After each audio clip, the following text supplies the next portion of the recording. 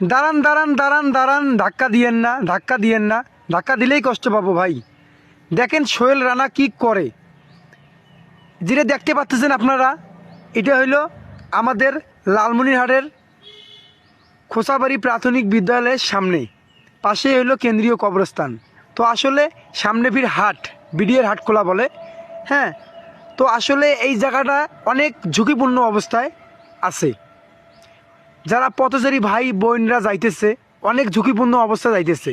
এই যে একটা রিস্কে গেল, অনেক ঝাঁকি পায়া এখানে কিন্তু গেল। এই জন্য আমি এখানে রাবিশ দিলাম, যেন আমার পথচারী ভাই বোনরা কোনো কষ্ট পায় না, কেউ যেন দুর্ঘটনার শিকার হয় না। আসলে এই ছোটো ছোটো গ্যাপের কারণে কিন্তু বড় বড় দুর্ঘটনা হয়। তাই আমার চোখের নজরে পড়লো, এই সৌন্দর্যটা আমি ফিরিয়ে দিলাম। রাস্তার সৌন্দর্য হইলো, ঝুঁকিপূর্ণ সেভ হইলো। তা সোহেল রানার পাশে থাকেন আপনারা, অবশ্যই আমি ভালো কিছু দেখাবো।